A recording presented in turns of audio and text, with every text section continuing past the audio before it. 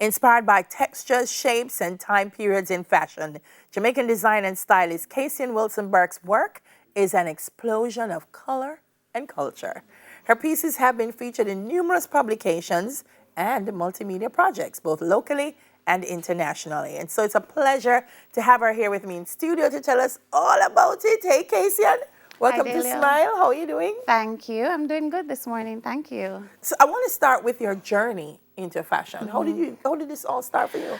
It all started from being a kid. My godfather had a tailoring shop, and so I used to go by there, go around sometimes, and you know, just watch the craft happening around me, but did not realize I had a passion for it until later when I started going out and going to parties. I started making bell-bottom pants. Yeah. And so it was kind of to honor him as well, because he always wore bell-bottoms. So and I got into like more tailored stuff. Then I'm like, I think I actually really like this. So then I went to the Art Institute in Miami, and I did fashion merchandising and film, but then realized that I started dabbling into styling because it kind of went hand in hand with fashion. And so that's kind of how I got here, and I started to create things. Yeah.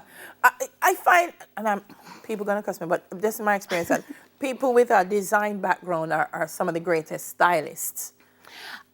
Because it kind of, you have to be so resourceful as a stylist, because a lot of times what you have in your head or you've conceptualized for your client is not something you can go to a store and pick up, because you know the artistic brain. You want it to be unique as well, and something people have never seen, and that's why you find a lot of elite top stylists in the world. They can go to Mugler and they can go to all the big fashion houses and pull pieces that have never been seen.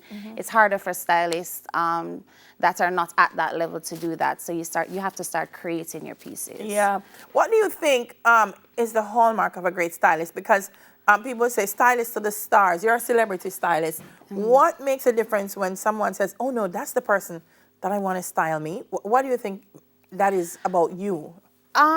I think sometimes too, it depends on what the concept of that video is. It depends on what the concept of that runway show is, and what the celebrity themselves want to portray in that particular piece of music or whatever. So they might choose me one time, they might choose another stylist. It just depends on the kind of style profile that they're going for at the moment. So tell me a little bit about your profile. If I'm an artist and I said, this is the look I'm going for, it has to be Kaysian. Okay, so I think my stuff is it's a mashup of things. It can be very Grace Jones, and it can be very Audrey Hepburn. So, and it can come like in the middle.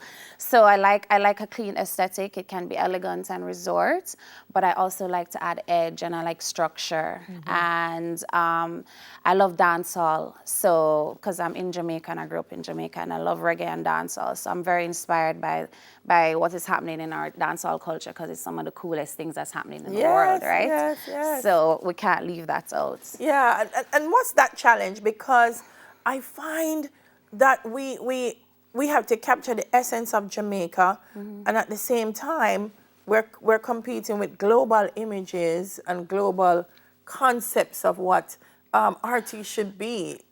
I mean, I don't know if I would say that, because I find, look at Cardi B's birthday party. It was all dancehall inspired. They are inspired by us a lot, and we're inspired by them a lot. And I think fashion is just, it's something that moves into different spaces and transcends to different spaces at different times. And I don't think, I think it goes through phases. Yes. Yeah. All right. Well, one thing you brought with us are some bags. Talk me through them. Let's start with this number. Well, no, the camera is where we should be. All right, we'll start with the hat. We'll start with the hat. So my last collection, I designed clothes as well, as we know. But then I kind of stepped into accessories. There's a beautiful story about me finding this man on a riverbank, and he made really beautiful rugs. And I thought, wow, your craftsmanship is so great. Maybe we should do something together. And I started designing pieces to wear, like the bag and the fanny pack. and the hats. And so my last collection, the hats, was a piece of my final showing. And it's called the Widow Collection. So, you know, like when a widow has like the tent around her hair, but this one was like, you know, the tassels around her hair. Yes. So yeah, and it's all Jamaican made by sustainable fabrics and real leather. Yes. Don't leave this bag. Because I want It's called a body bag. Yes, so tell me please, Kaysian. This looks like I could have just carried everything in it. It's the perfect weekend bag. It fits perfectly across the trunk of your car. That was the whole concept. It fits perfectly across the trunk of every car. How I pack it when I go on a weekend, my shoes are on that side, the clothes are in the middle, and the cosmetics are on the end. So guys, can I open it out? Yeah, you could fit it. We call it the body bag because somebody could literally fit inside. Well, I was about to say, you know what, Kaysian? I don't know if we should say. Yeah. Because I feel like I could put Colson in there and just roll it down a hill. All right. Yeah. So, you know, it's stuffed because it's you have to keep it shape. You have to keep it shape, but pretty much. But the craftsmanship on these bags are something that... So actually, one of these bags was worn by Beyonce herself. And that was one of the driving things for my career in Jamaica as a accessory designer. Wow. No, Kaysian, this is nice. Thank you. I like this. Clive, we're going on a picnic. You see, Kaysian put clothes and shoes in there and it's just food and drink. I see this in whatever you want to use it for, beach blankets. Beach blankets, anything. And then we have Clive's favorite. The fanny pack? The fanny pack.